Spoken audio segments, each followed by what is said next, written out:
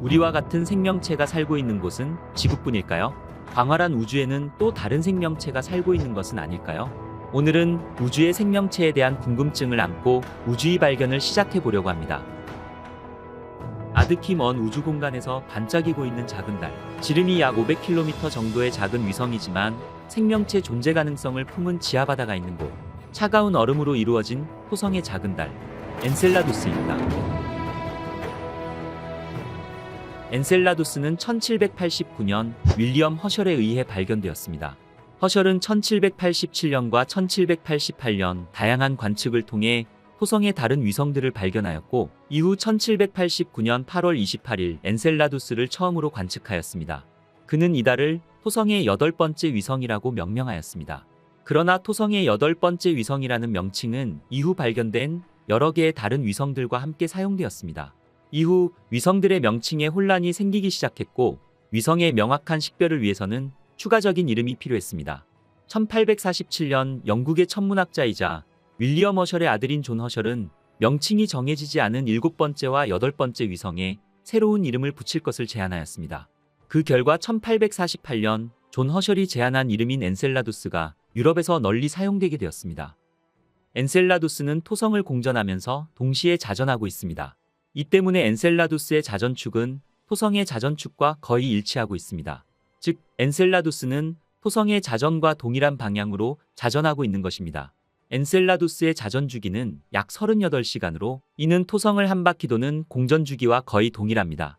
이러한 자전 주기는 엔셀라두스의 북쪽과 남쪽 지역에 서로 다른 계절을 가져오게 합니다. 엔셀라두스의 자전은 토성의 중력에 의해 조절되며, 이는 엔셀라두스의 내부 구조와 지하바다의 흐름에도 영향을 미칩니다. 엔셀라두스는 토성에서 두 번째로 가까운 위성입니다. 엔셀라두스의 공전 궤도는 평균 약 23만 8천 km 정도이며 토성을 한번 공전하는데 약 33시간밖에 걸리지 않습니다. 또한 엔셀라두스는 토성의 중력에 의해 공전하고 있습니다. 토성의 자기권 안에 위치해 있는 엔셀라두스는 자기장에 직접적인 영향을 받는 것입니다. 또한 엔셀라두스는 토성의 네 번째 위성 디오네와 2대1의 궤도 공명을 하고 있습니다. 즉, 디오네가 한 번 공전하는 동안 엔셀라두스는 토성 주위를 2번 도는 것이죠. 이러한 궤도 공명은 엔셀라두스의 궤도가 완벽한 원형이 되는 것을 막아주며 달의 조석 변형을 막습니다. 이러한 조석력은 엔셀라두스의 핵을 가열하게 되는 것입니다. 엔셀라두스는 수소와 헬륨으로 이루어진 매우 얇은 대기를 가지고 있습니다. 이들은 주로 엔셀라두스 표면에서 방출되는 가스와 함께 형성됩니다. 매우 차가운 대기를 가진 엔셀라두스의 평균 온도는 영하 198도로 추정됩니다. 대부분의 태양빛을 반사하는 엔셀라두스는 실제로 토성에서 가장 추운 위성 중 하나입니다. 이러한 엔셀라두스의 대기 성분은 태양의 자외선으로부터 지표면과 지하바다를 보호하는 역할을 합니다. 엔셀라두스의 표면은 온통 얼음으로 뒤덮여져 있습니다. 주요 구성 성분인 얼음은 수소와 헬륨 같은 가스 성분과 혼합되어 있습니다. 또한 엔셀라두스의 지하에는 암석과 물이 포함된 바다가 존재하는 것으로 추정됩니다. 엔셀라두스의 지하바다는 지상과는 다르게 얼음에서 만들어진 지표 위에 있는 바다가 아니라 얼음 지표 아래에 있는 암석과 물의 혼합물로 이루어져 있습니다. 이 지하바다는 지구의 바다처럼 수소화된 물로 이루어져 있을 가능성이 크며, 이 수소화된 물은 생명체의 존재 가능성을 가지고 있습니다. 얼음과 암석으로 이루어져 있는 엔셀라두스의 모습입니다. 지름이 500km인 엔셀라두스는 크기가 작고 표면은 매우 균일하게 보입니다. 엔셀라두스의 표면은 크게 두 가지 지형으로 나눌 수 있습니다. 첫 번째는 얼음으로 형성되어 이루어진 지형으로 크레이터와 골짜기를 뜻하는 밸리 지형 및 평지가 이에 해당됩니다. 이 지형들은 주로 얼음에서 생성되었으며, 얼음의 형태와 크기는 지형이 형성된 방식을 알 수 있게 해주었습니다. 엔셀라두스는 표면에 다른 물질이 없기 때문에 매우 밝은 천체입니다. 이러한 밝은 표면은 태양으로부터 받은 대부분의 빛을 반사합니다. 이로 인해 엔셀라두스는 태양계에서 가장 하얀 천체 중 하나인 것이죠.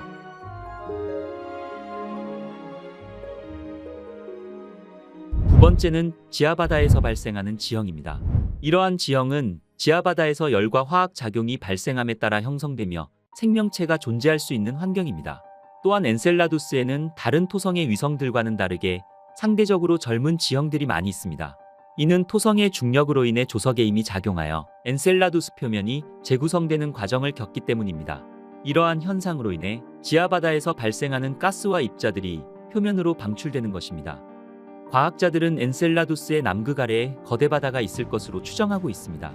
그 첫 번째 증거는 2005년 카시니 탐사선이 관측한 거대 물기둥이었습니다. 지각의 균열에서 얼음 입자들이 분출되는 이러한 현상은 극저온 화산 활동으로 보여지며, 이는 우주로 초당 약 250kg의 물을 지속적으로 뿜어냅니다. 이렇게 분출되는 대부분의 수증기 입자들은 엔셀라두스의 약한 중력을 벗어나 토성의 이고리를 형성합니다. 카시니오는 물기둥을 통과하며 엔셀라두스에서 배출되는 물질들을 분석하였습니다. 대부분은 물로 이루어져 있었으며 아미노산과 이산화탄소, 질소 및 메탄도 발견되었습니다. 카시니오에 의해 발견된 메탄은 지구에서는 생명체가 내뿜어서 생기는 물질입니다. 엔셀라두스의 바닷속에서 생명체가 서식할 가능성이 확인된 것이죠. 또한 함께 발견된 아미노산은 생명의 6대 필수 원소이기도 합니다. 이렇게 엔셀라두스의 지하바다에는 생명체 존재에 대한 풍부한 증거들이 있는 것입니다. 카시니오는 엔셀라두스의 남극에서 굉장히 특이한 무늬를 발견했습니다. 호랑이 줄무늬로 알려진 남극의 균열입니다. 평행한 줄무늬로 이루어져 있는 호랑이 줄무늬의 폭은 약 130km로 약 35km 간격으로 서로 교차하며 바닥에서 1km 정도 솟아나 있습니다. 과학자들은 엔셀라두스의 장기적인 냉각이 발생하여 얼음 지각을 두껍게 만들었고, 행성 전체에 인장력이 쌓이기 시작하면서 조석가열로 얼음이 가장 얇은 극지방에서 첫 균열이 발생했다고 추측하고 있습니다. 과학자들은 이 호랑이 줄무늬를 통해 우주로 분출되는 간헐천의 물질이 지하바다에서 나오는 것으로 추정하고 있습니다. 엔셀라두스의 가장 독특한 점은 남반 구전력의 충돌 크레이터가 전혀 없다는 점입니다. 이는 엔셀라두스의 표면이 매우 젊다는 것을 의미하기도 합니다. 카시니 탐사선이 촬영한 엔셀라두스의 북극의 모습입니다. 거미줄처럼 생성되어 있는 수많은 크레이터와 균열들이 보이시나요?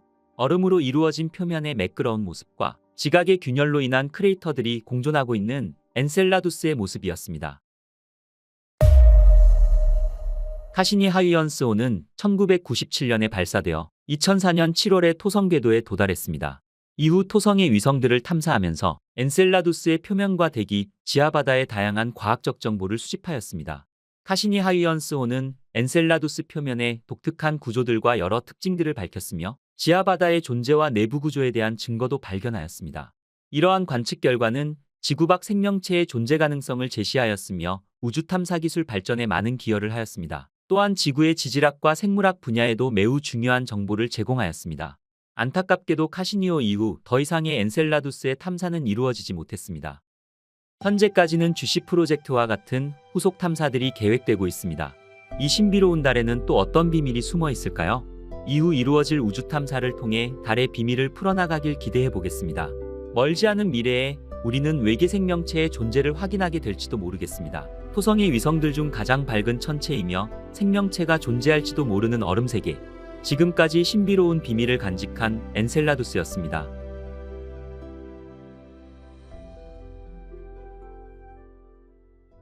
우리 태양계에서 가장 매혹적인 천체 유로파. 태양계 지구형 천체 중에서 가장 매끄러운 표면을 가지고 있으며 생명체의 가능성을 품고 있는 신비로운 위성 유로파에 대해 알아보겠습니다. 1973년 파이어니어 탐사선이 유로파에 근접 촬영한 최초의 유로파 모습입니다. 유로파는 갈릴레오 위성들 중 가장 작은 위성이지만 직경이 3100km로 지구의 달보다 약간 작지만 태양계의 모든 위성 중에서 6번째로 큰 위성입니다. 유로파는 1610년 1월 8일 갈릴레오 갈릴레이에 의해 발견되었습니다. 시몬 마리우스 또한 유로파를 발견했다고 여겨지지만 갈릴레오가 발견한 내용을 시몬 마리우스보다 먼저 출판하였기 때문에 갈릴레오에게 우선권이 있었습니다. 유로파는 그리스 신화에 나오는 제우스의 구원을 받아 크레타의 여왕이 된 에우로페의 이름을 따서 지어졌습니다. 유로파는 갈릴레이에 의해 세 개의 다른 큰 위성들인 이오와 가니메데, 칼리스토와 함께 발견되었는데, 이오는 1610년 1월 7일 갈릴레오 갈릴레이가 파도바 대학교에서 굴절 망원경을 사용해 발견하였습니다. 하지만 갈릴레오의 망원경 성능 문제로 이오와 유로파는 서로 떨어져 있는 것처럼 보이지 않았고 하나의 점이 있는 것처럼 기록되었습니다. 이오와 유로파가 처음 분리되어 보인 것은 바로 다음 날인 1610년 1월 8일로 국제천문연맹의 유로파의 발견일로 정의되어 있습니다. 유로파의 공전. 유로파 궤도의 긴 반지름은 약 67만 900km이며 평균 공전 속도는 13,740km/s로 목성 주위를 3.5일마다 공전합니다. 유로파에는 조석고정이라는 매우 특징적인 현상이 있습니다. 조석잠금 또는 조석고정은 물체의 같은 면이 항상 궤도를 돌고 있는 다른 물체를 향할 때 발생하는 중력 현상으로, 이것은 더 큰 물체가 더 작은 물체에 가하는 중력에 의해 발생합니다. 유로파는 조석으로 목성에 고정되어 있는데, 이는 유로파의 같은 면이 항상 목성 주위를 공전할 때 목성을 향한다는 것을 의미합니다. 이런 현상으로 인해 유로파는 목성에 오직 한 얼굴만 보여주게 되는 것이죠. 이러한 이유 때문에 유로파 표면에는 오직 목성만 바라보는 직계점이라 부르는 한 지점이 있으며, 이곳에서 목성을 바라보면 마치 목성이 하늘 한가운데 고정되어 있는 듯 보입니다. 유로파의 궤도는 목성의 다른 위성들이 미치는 중력으로 인해 약간 찌그러져 있습니다. 그로 인해 유로파의 목성 직계점 또한 평균 위치 근처에서 왔다 갔다 하게 만듭니다. 유로파의 궤도가 목성과 가깝게 되면 목성의 강력한 중력으로 인해 유로파의 모양을 변형시키고, 목성으로부터 먼 지점으로 이동하면 약해진 중력으로 유로파가 다시 원래 모습으로 되돌아가게 되는 것이죠. 이러한 운동이 표면을 쥐어짜며 유로파의 조석 가속 현상을 만듭니다. 유로파의 궤도 이심률은 이오와의 궤도 공명으로 유지됩니다. 따라서 유로파의 조석 가속은 유로파의 내부가 움직이면서 마찰열을 만들어 바다가 얼지 않게 하는 에너지를 만드는 것이죠. 이 에너지의 발생 원인은 이오가 목성 주위를 돌 때 목성으로부터 받은 에너지를 유로파와 가니메데로 보내기 때문입니다. 이렇듯 갈릴레이 위성인 가니메데와 유로파, 이오는 각각 1대 2대 4의 궤도를 공명하며 공전하고 있습니다. 이는 서로의 중력이 서로에게 영향을 끼치고 있다는 뜻이며, 특히 목성과 제일 가까운 위성 이오는 목성과 유로파, 가니메데의 중력으로 인해 내부가 휘저어지고 있어서 현재까지도 위성 이오의 지표면 내부에서는 화산 활동이 왕성하게 일어나고 있습니다. 유로파의 경우 목성 주위를 도는 이웃 위성 이오의 궤도와 2대 1의 공명을 이루는데, 이는 이오가 목성을 2번 돌 때마다 유로파는 한 번의 궤도를 완성한다는 것을 의미합니다. 유로파와 이오 사이의 중력 상호작용은 조석력을 유발하며, 이는 유로파의 가열과 조석 굴곡을 경험하게 하는 것이죠. 또한 목성의 또 다른 위성 가니메데와도 1대 2대 4의 공명도 가지고 있습니다.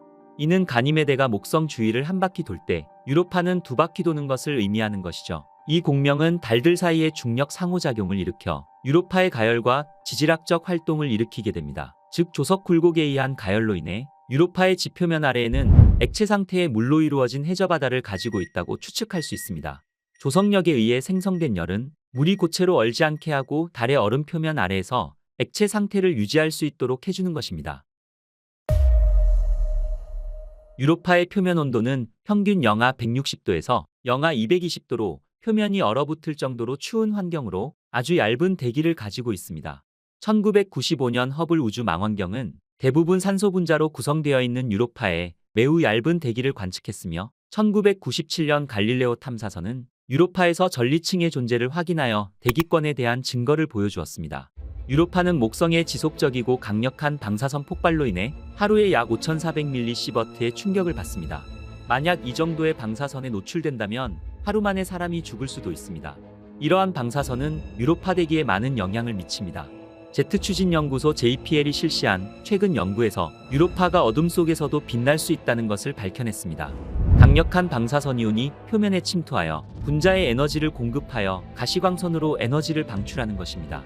또한 이러한 방사선은 유로파 대기에 중요한 역할을 합니다.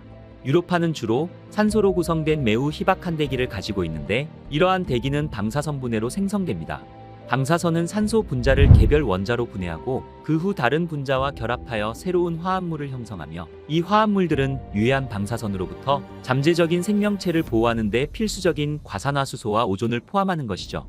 얇은 대기는 지속적으로 노출되는 목성의 가혹한 방사선으로부터 유로파의 표면을 보호해줍니다.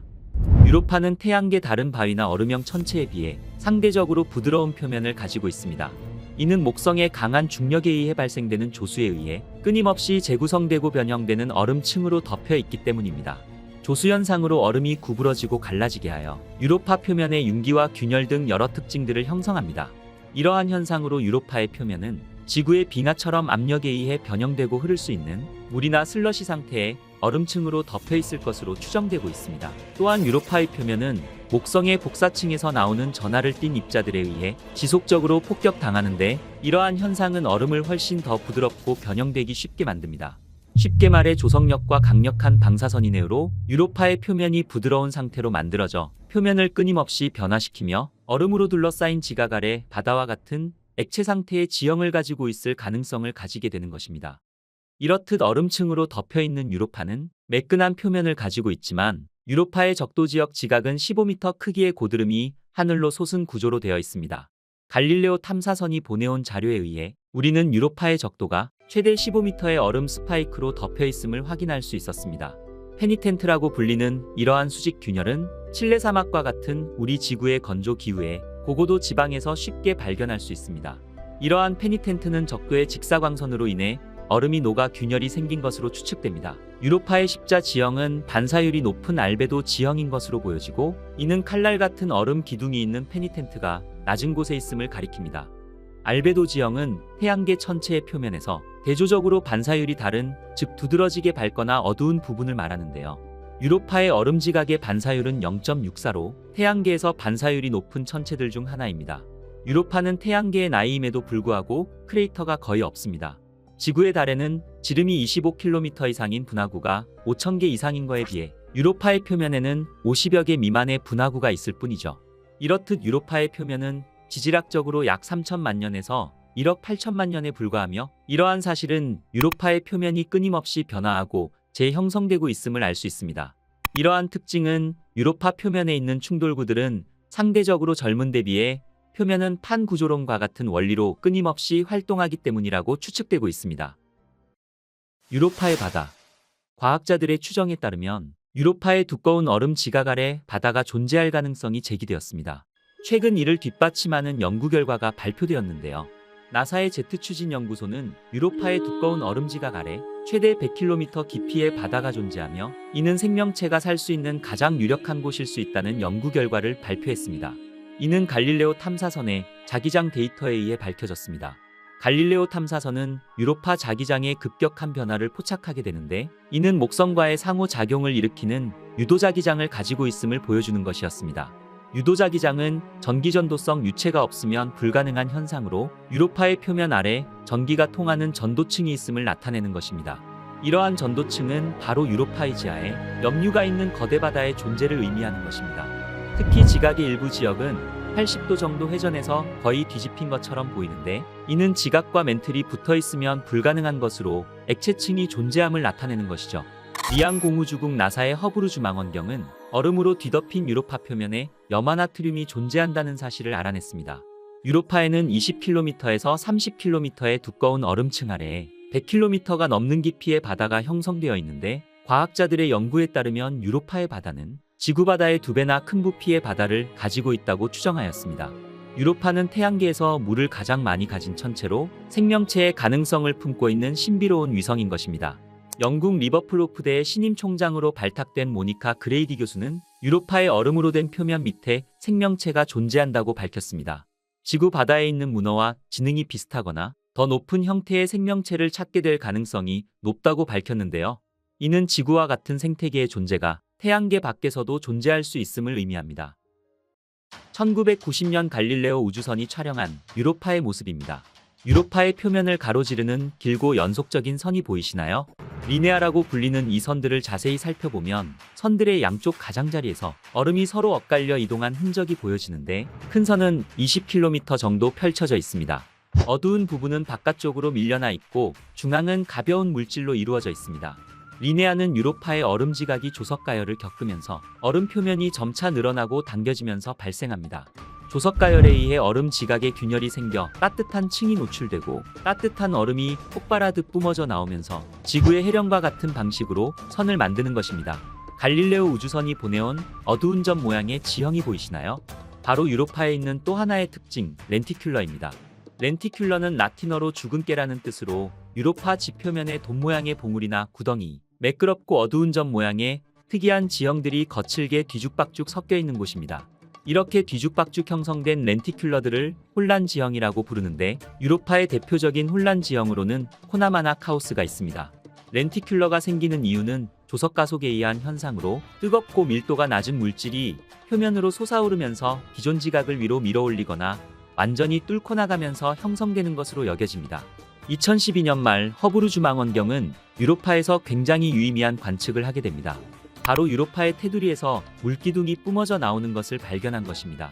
이는 유로파의 극지방 오로라를 관측하다 산소와 수소 입자가 빠르게 움직이는 적을 발견한 것으로 굉장히 유의미한 발견이었습니다. 당시 미국 항공우주국 나사의 연구팀은 목성의 강한 자기장 때문에 전기적 성질을 띤 입자들이 빠르게 움직이며 오로라를 형성하던 중 입자가 물 분자와 충돌해 산소와 수소 이온을 형성했기 때문이라고 분석했습니다.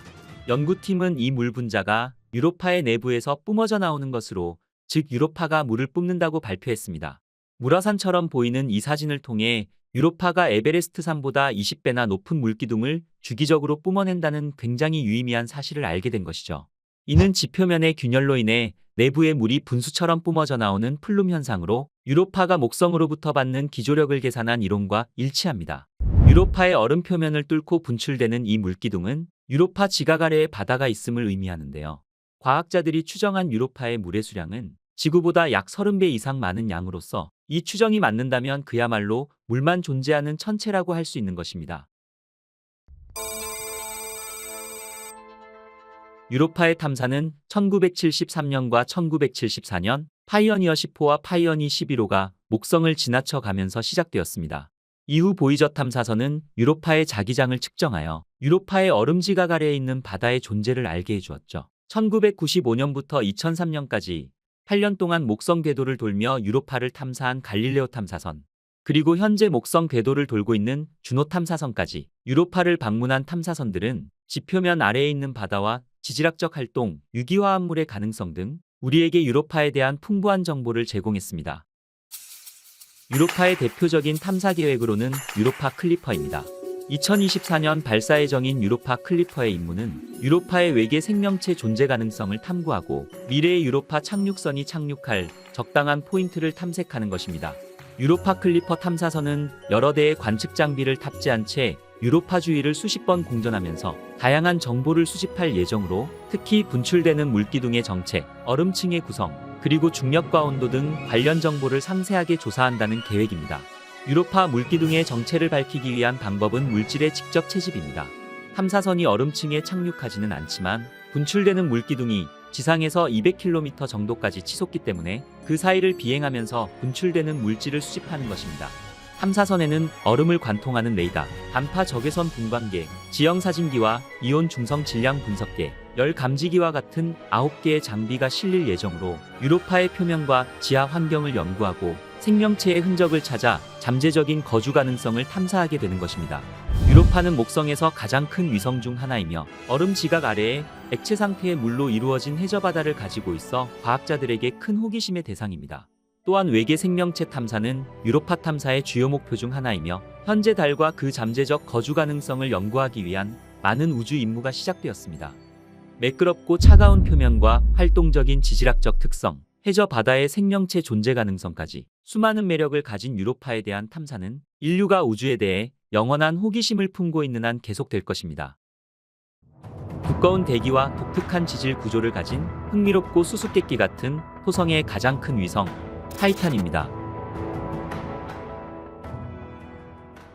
타이탄은 1655년 3월 25일 네덜란드 천문학자 크리스티안 하유연스에 의해 발견되었습니다.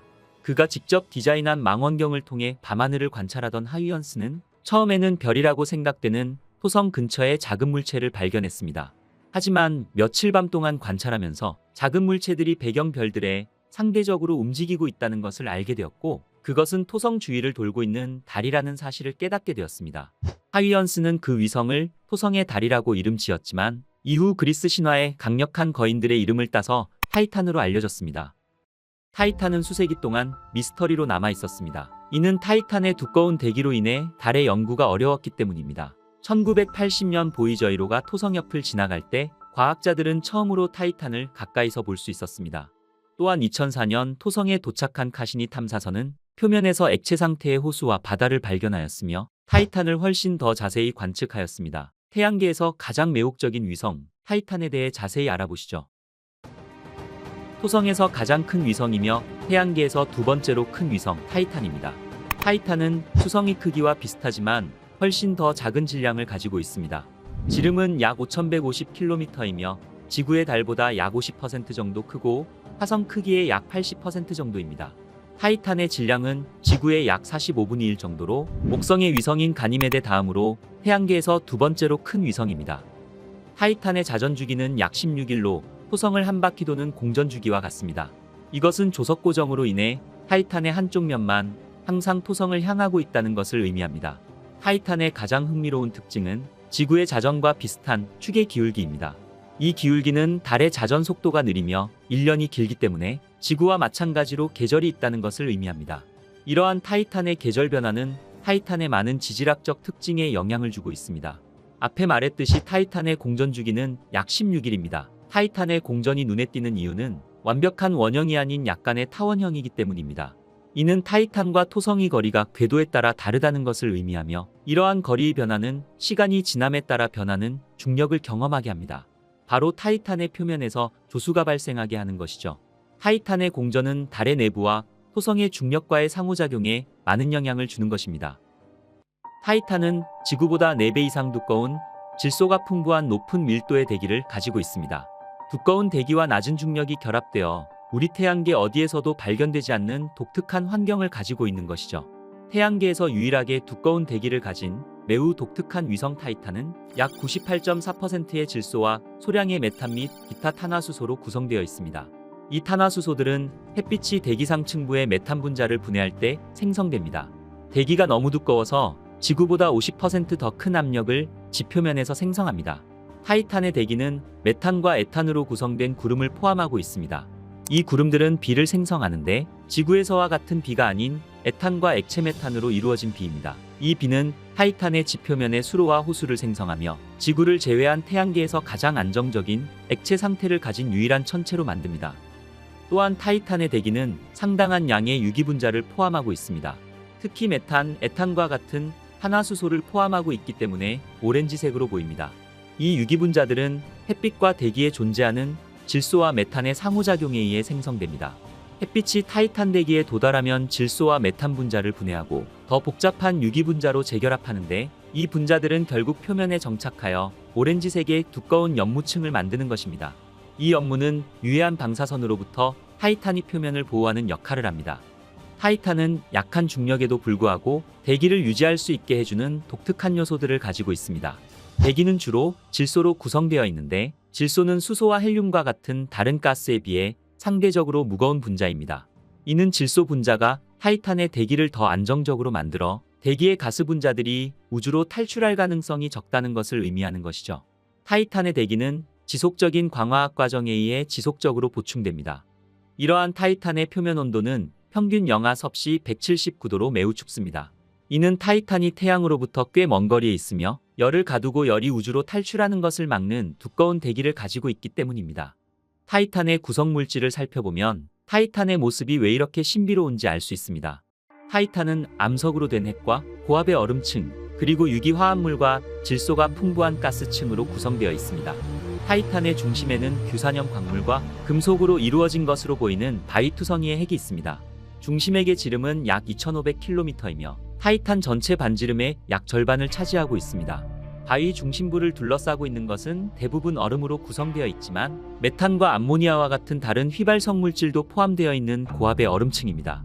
이 층은 약 3400km 두께로 추정되며 엄청난 압력을 받고 있어서 지표 근처의 높은 온도에도 불구하고 얼음을 고체 상태로 유지합니다. 타이탄의 가장 바깥층은 대부분 질소가 풍부한 가스와 메탄과 에탄을 포함한 유기화합물로 구성되어 있습니다. 타이탄의 가장 바깥층은 표면이 수백 킬로미터에 이르는 두꺼운 대기를 형성합니다.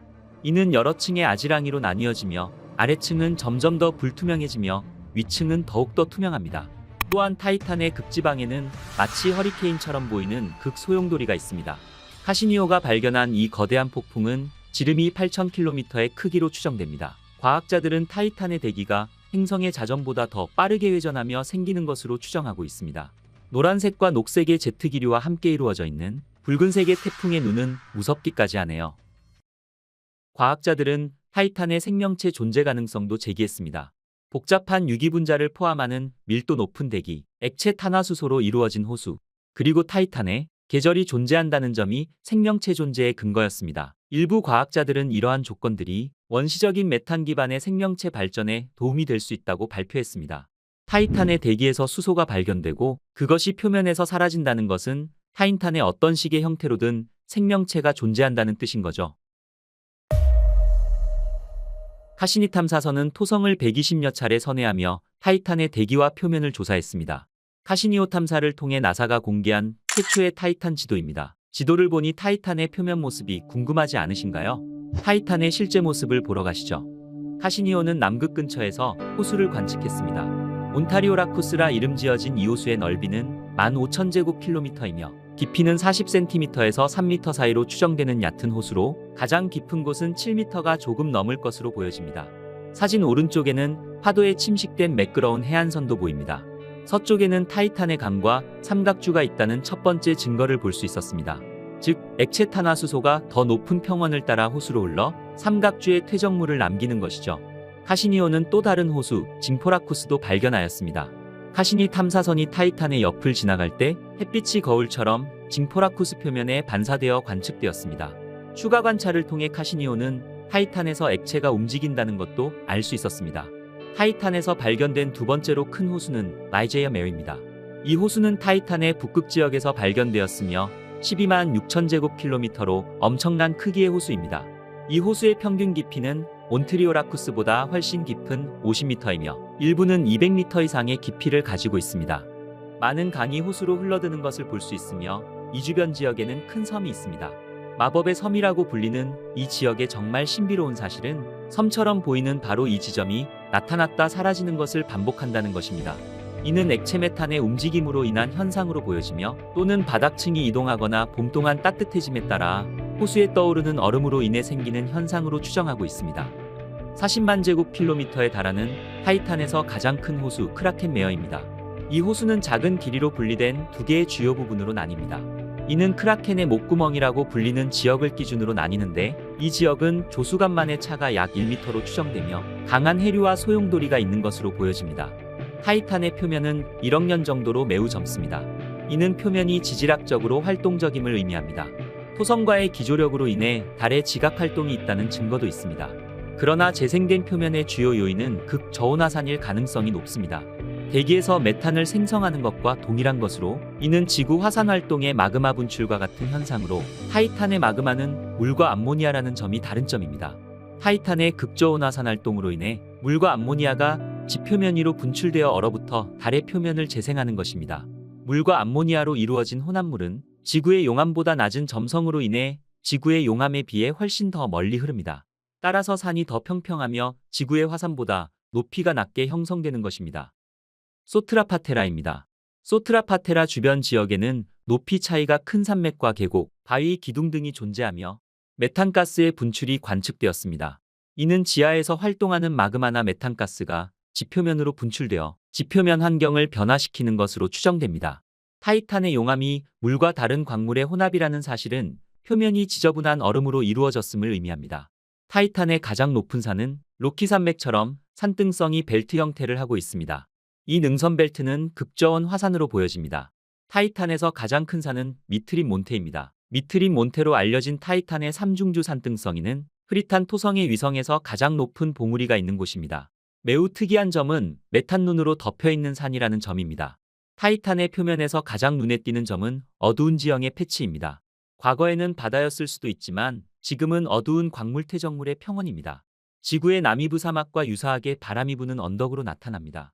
타이탄의 표면에는 산과 다른 높은 지형들이 있으며 어떤 봉우리들은 수킬로미터까지 올라갑니다. 이러한 특징들은 물 얼음 또는 유기 화합물의 혼합물로 만들어진 것으로 추정됩니다. 1997년 발사된 카시니 하위언스. 나사와 유럽 우주국에 의해 개발된 카시니 하위언스 탐사선은 타이탄의 대기와 표면을 연구하기 위해 특별히 설계되었습니다. 7년간의 여행 끝에 2004년 토성 궤도에 진입했습니다. 2004년 12월 25일 하위언스 탐사선은 카시니 우주선에서 풀려나 타이탄 표면을 향해 하강하기 시작했습니다. 하강하는 동안 하위언스 탐사선은 귀중한 데이터를 다시 토성을 공전하고 있는 카시니 탐사선으로 전송했고 카시니 우주선은 그 데이터를 지구로 보내왔습니다. 하위언스 탐사선의 과학 장비들은 온도와 압력, 그리고 풍속뿐만 아니라 타이탄 대기의 구성과 밀도도 측정하였으며 타이탄의 독특한 표면의 이미지들을 포착했습니다. 또한 복잡하고 역동적인 대기와 지질학적으로 활동하는 표면을 포함한 타이탄에 대한 풍부한 정보를 우리에게 보내왔습니다. 이로 인해 과학자들은 타이탄의 표면의 액체 탄화수소의 존재를 밝혀냈고, 이는 달의 생명체가 존재할 가능성에 대한 추측을 이끌어냈습니다. 그리고 타이탄의 두꺼운 대기를 통과하면서 하위연스 탐사선의 과학 장비를 통해 타이탄 대기의 소리도 녹음하였습니다. 그럼 잠시 타이탄의 소리를 들어볼까요?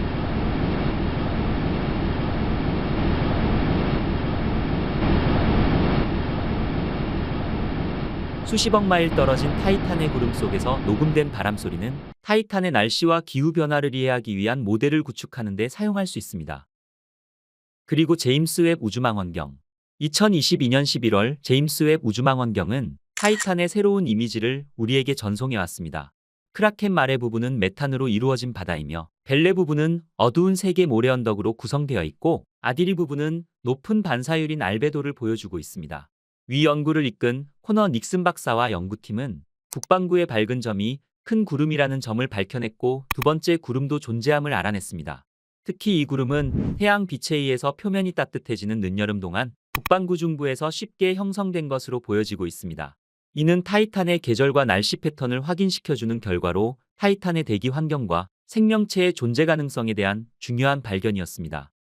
이후 이루어질 탐사 계획으로는 드론 탐사선 프로젝트입니다. 달의 거주 가능성과 생명의 징후를 찾는 것에 초점을 맞춘 드래곤플라이 프로젝트. 2027년 발사되어 2035년 타이탄에 도착할 예정인 드래곤플라이 프로젝트는 약 3년에 걸쳐 탐사 임무를 진행할 계획입니다. 또한 미국 항공우주국 나사는 향후 20년 안에 타이탄으로 로봇 잠수함을 보내는 프로젝트를 추진하고 있습니다. 타이탄의 바다에 로봇 잠수함을 보내 타이탄의 해양과 대기를 연구하는 프로젝트를 진행하는 것이죠. 로봇 잠수함 계획이 공식 승인을 받으면 나사는 2030년대 중반 토성에 탐사선을 발사할 예정입니다. 실제 토성 궤도에 도착하는 시간은 2030년대 말이나 2040년대 초반이 될 것으로 예상하고 있습니다. 현재 로봇 잠수함 계획에는 2개의 로봇이 발사될 예정입니다. 하나는 길이 6m의 로봇 잠수함이고, 또 다른 하나는 타이탄 터틀이라고 불리는 자율로봇입니다. 우주과학과 인공지능의 발달로 새롭게 들려올 타이탄에 대한 놀라운 정보들이 정말 기대가 됩니다. 앞으로 더욱 발전된 우주과학 기술로 인해 매혹적인 타이탄과 광활한 우주에 대한 많은 이야기를 들을 수 있기를 바라봅니다. 매혹적이고 신비로움을 품고 있는 토성의 가장 큰 위성 타이탄에 대해서 알아보았습니다. 목성의 위성 이오는 태양계에서 작지만 매우 중요한 천체입니다. 다채로운 아름다움과 불타는 화산이 공존하는 신비로운 달 이오입니다. 이오는 1610년 1월 7일 갈릴레오 갈릴레이가 직접 만든 20배율 굴절 망원경을 통해 관측되었습니다. 그러나 갈릴레이는 망원경의 낮은 성능으로 인해 이오와 유로파를 하나의 천체로 인지하였고, 둘을 하나의 광점으로 기록했습니다. 다음 날인 1610년 1월 8일 갈릴레이는 목성계를 다시 관측하였고, 이때 이오가 유로파와 분리된 천체임을 알아내게 됩니다. 따라서 국제천문연맹은 이날을 이오가 발견된 날로 인정하고 있습니다. 그러나 250년 동안 이오는 잘 알려지지 않은 5등급 밝기의 광점으로 남아 있었습니다. 이후 19세기 말 발전된 망원경으로 인해 천문학자들은 이오 표면의 거대한 특징들을 관측할 수 있었습니다. 그리고 20세기 중반 드디어 망원경 관측으로 평범하지 않은 이오의 모습에 대한 실마리가 풀리기 시작했습니다. 과학자들은 이오 표면에 물이 없으며 소금과 황으로 이루어진 증발물질들이 표면을 뒤덮고 있다고 추측했습니다. 또한 이오의 공전주기 및 이오가 목성 자기장에 미치는 영향 또한 밝혀냈습니다. 이오의 지름은 약 3,642km로 지구의 달보다 약간 큽니다. 이오의 내부 구조는 지각, 멘틀, 핵으로 구성되어 있으며, 지각의 두께는 약 30km에서 50km로 유황과 이산화황으로 구성되어 있으며 소량의 규산염 암석도 포함되어 있습니다. 그리고 지각 아래에는 이오의 화산 활동의 대부분을 발생하는 멘틀이 있으며, 주로 규산염 암석으로 구성되어 황과 다른 원소들도 포함되어 있습니다. 이오의 중심핵은 밀도가 높은 금속성 핵이 있으며, 핵이 반지름은 약 350km에서 900km로 추정되며, 중심핵은 주로 철과 니켈로 구성되어 있습니다. 이오의 표면 아래에는 섭씨 1200도에 달하는 마그마 바다가 존재합니다. 이 마그마 바다는 두께가 50km에 달하며 멘틀의 약 10%를 차지하고 있습니다. 이오의 궤도는 목성뿐만 아니라 이오와 다른 갈릴레이 위성 간의 중력 상호작용과 밀접하게 연관되어 있습니다. 목성에서 가장 가까운 이오의 공전 주기는 1.771만의 목성 주위를 한 바퀴 공전합니다. 이는 지구가 태양을 공전하는 공전 주기 365일에 비교하면 매우 빠른 공전 주기를 가지고 있는 것이죠. 이오의 공전 궤도는 완벽한 원형이 아닌 약간의 타원형을 가지고 있는데요. 목성과 이오의 거리는 최대 42만 1700km에서 최소 약 35만 km로 목성을 중심으로 타원형 궤도로 공전하고 있습니다. 이오 궤도에서 가장 주목할 만한 특징은 목성의 갈릴레이 위성들과의 강한 상호작용입니다. 특히 유로파와 가니메데의 강한 상호작용을 들 수 있습니다. 궤도 공명이라 불리는 위성들과의 중력 작용은 이오가 공전하고 있는 궤도에 주기적인 변화를 일으키며 이오 표면에 상당한 조석가열과 지질학적 화산 활동을 일으킵니다. 이오는 매우 독특하고 역동적인 대기를 가지고 있습니다. 주로 이산화황가스로 구성된 매우 얇은 대기를 가지고 있으며 그 외 나트륨, 산소, 이산화황과 같은 미량의 다른 가스들로 구성되어 있습니다. 이오의 대기는 화산 활동으로 인해 매우 유동적입니다. 이오에는 400개 이상의 활화산이 있는데 이 화산은 끊임없이 가스와 입자를 대기 중으로 내뿜습니다. 최대 300km의 화산 기둥들은 많은 양의 황과 다른 휘발성 화합물들을 생산합니다. 이러한 화합물들이 이오의 얇은 대기로 휩쓸려 올라가는 것입니다. 이오의 지속적인 화산 활동은 대기 중에 상당량의 이온화를 생성하게 하며 이는 높은 전하를 띤 환경을 초래하게 합니다. 이오의 전리층은 지구보다 수백 배 더 밀도가 높으며 목성 주변 지역을 채우는 플라스마의 주요 공급원입니다.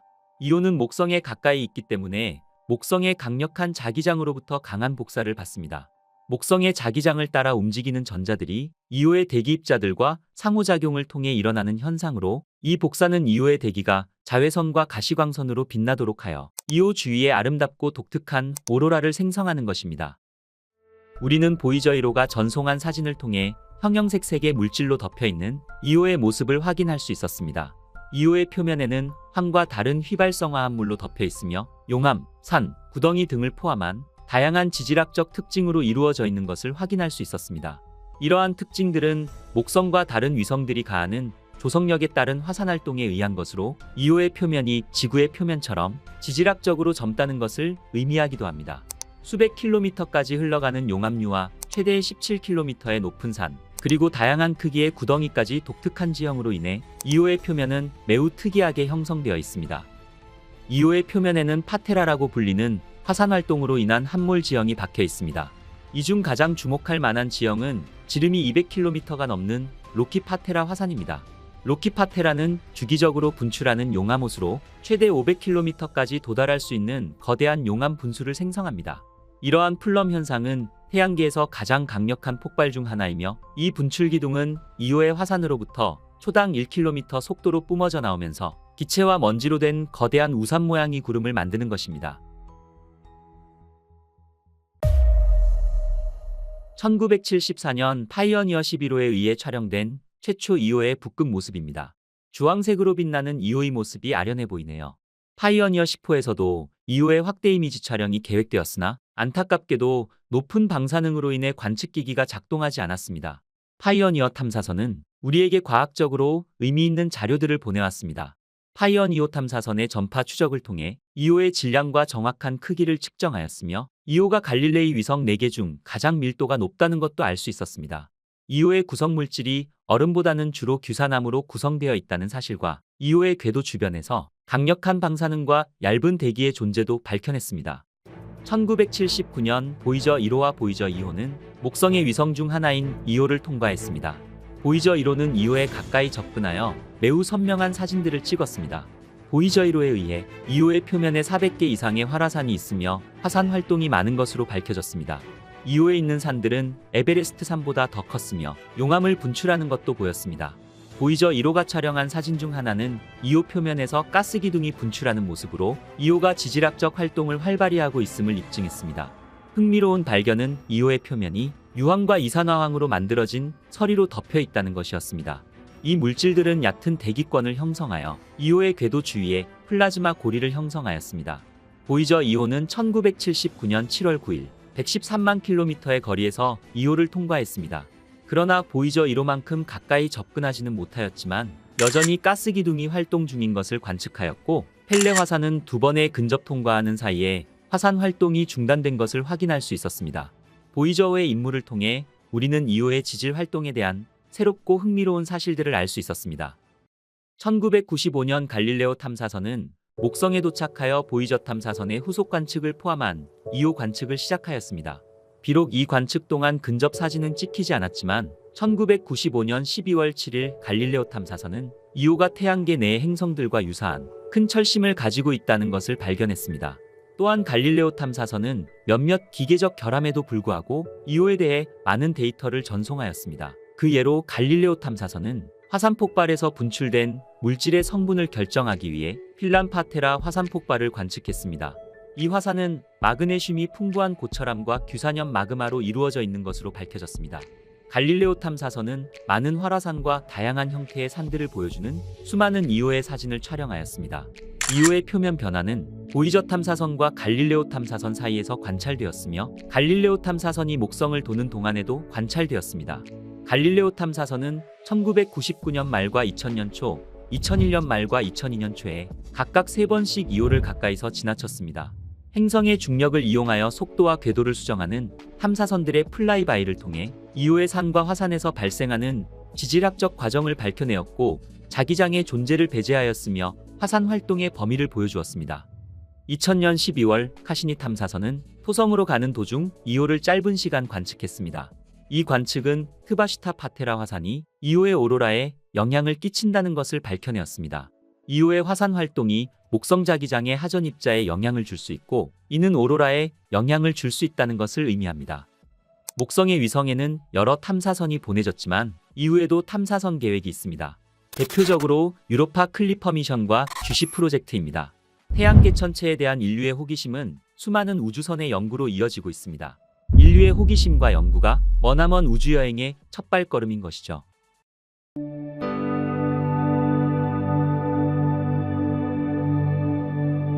화성은 태양계에서 2번째로 작은 행성으로 약 45억 년 전 가스와 먼지가 함께 소용돌이쳐 형성되었습니다. 화성은 우리 지구와 아주 비슷한 행성인데요. 지름이 지구의 절반 정도이며 자전주기는 약 24시간 37분으로 지구와 거의 비슷하고, 자전축 역시 약 25도 정도 기울어져 지구와 유사한 계절 변화가 나타납니다. 그리고 과거에 물이 흐른 흔적은 물론 현재도 지하에 다량의 얼음이나 호수가 발견되면서 생명체가 있거나 존재할 가능성이 제기되는 행성입니다. 화성의 모습입니다. 사진 가운데 특징적인 모습이 보이는데요. 가운데에 긁힌 흔적처럼 보이는 이것은 물이 흘렀던 흔적입니다. 바로 이 물이 흘렀던 흔적 때문에 우리는 화성에 더 많은 관심을 가지게 되었습니다. 지금까지 화성 연구를 위해 우주선을 보낸 시도만 해도 50번 가까이 되니 인류는 화성에 정말 진심인 것 같습니다. 화성에는 큐리오시티와 인사이트, 퍼서비어런스와 같은 탐사선들이 보내졌습니다. 그리고 우주 탐사선들은 우리에게 흥미로운 사진들을 보내왔는데요. 우주 탐사선이 보내온 사진은 화성에 대한 호기심을 증폭시키는데 충분했습니다. 큐리오시티가 보내온 화성의 모습들입니다. 화성의 비밀을 담은 게일 분화구, 미생물이 존재했을 가능성이 있는 존 클레임. 그 후 2019년 4월 인사이트호가 포착한 화성 엘리시움 평원의 일출과 일몰의 모습입니다. 화성은 지구보다 태양에서 더 멀리 떨어져 있어 화성에서 보는 태양의 크기는 지구에서 보이는 3분의 2 정도라고 하는데요. 산화철로 뒤덮여 있어 붉은 빛의 산란이 많은 화성을 특징적으로 나타내주는 사진입니다. 붉은 화성의 푸른 노을. 화성은 정말 신비롭습니다.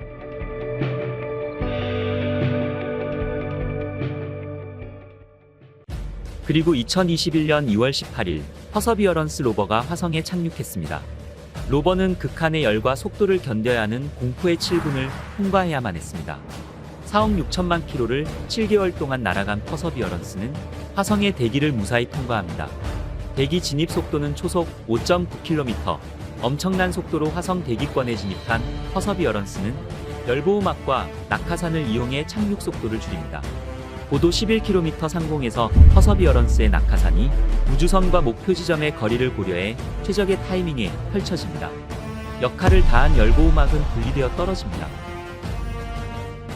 최대한 안전하게 착륙하기 위해 기체에서 분리된 로보는 스카이 크레인 방법으로 하강합니다. 로보가 줄에 매달려 화성 표면에 착륙하는 것입니다. 퍼서비어런스가 착륙의 순간 촬영한 영상입니다. 기체에서 분사된 기류로 인해 화성 표면의 먼지와 조그만 돌멩이들이 날아가는 모습이 보이네요. 퍼서비어런스가 화성에 도착한 직후 보내온 화성의 컬러 사진입니다.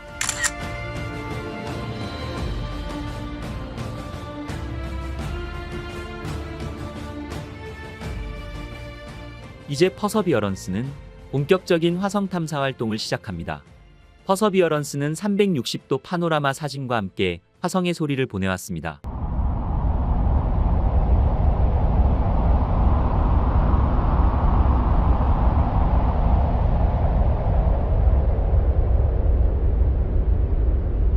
인류가 처음으로 들은 다른 행성의 소리인 것입니다.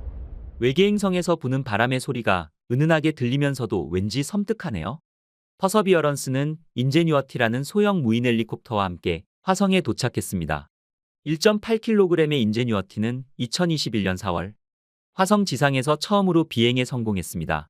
인류가 만든 비행체가 지구 밖 천체에서 비행한 최초의 기록을 남긴 것입니다. 화성의 소리는 지구의 소리와 약간 다르게 들립니다. 대기 밀도가 지구의 1.5%이고 96%의 이산화탄소로 이루어져 있어서 고음이 잘 들리지 않습니다. 퍼서비어런스가 녹음한 인제뉴어티 비행 소리입니다.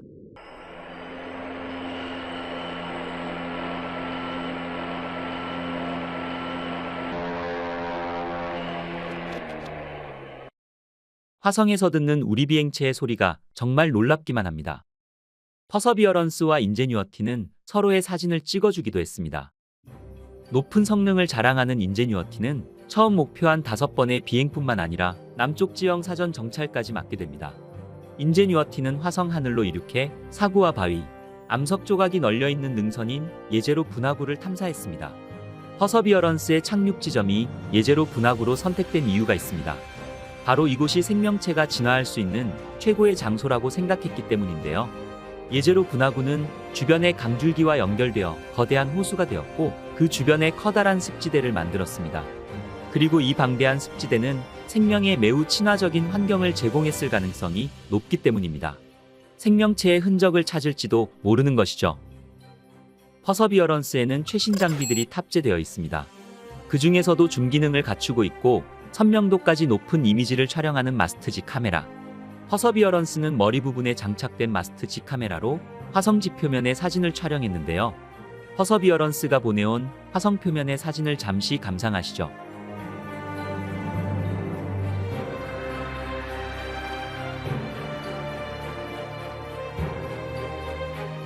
퍼서비어런스의 핵심 임무는 화성에서 고대 생명체의 흔적을 찾는 일입니다.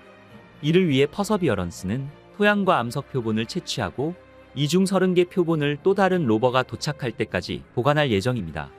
그 표본이 2031년 지구로 보내진다고 하네요. 2031년 지구에는 또 어떤 일이 일어날까요? 큐리오시티가 보내온 화성의 모습과 미생물의 흔적, 퍼서비어런스가 예제로 분화구에서 발견한 물의 흔적들까지. 어쩌면 화성은 우리 인류에게 새로운 이야기를 들려주고 있는 것 같습니다. 가까운 미래에 어떤 행성이 우리에게 희망을 줄 수 있다면 화성이 열쇠를 쥐고 있을지도 모릅니다. 1969년 인류 최초로 달에 첫 발을 내디딘 아폴로 11호부터 최근 외계 행성을 발견한 제임스 웹 망원경까지 우리는 과학적 공상이 현실이 되는 우주 개발의 시대에 살고 있습니다. 우리 인류는 인간의 한계를 극복하며 삶의 영역을 확장해 나갔고 우주에서의 과제들을 하나씩 해결해 나가고 있습니다. 달의 유인 우주기지를 건설하는 아르테미스 프로젝트부터 화성 이주를 위한 스타링크 프로젝트까지 우주에 대한 궁금증을 풀어나갈수록 우리는 점점 더 우주에 다가가고 있습니다. 과연 2050년에는 수백 명의 화성 이주민들이 생겨날까요? 상상만 해도 몹시 흥분되네요.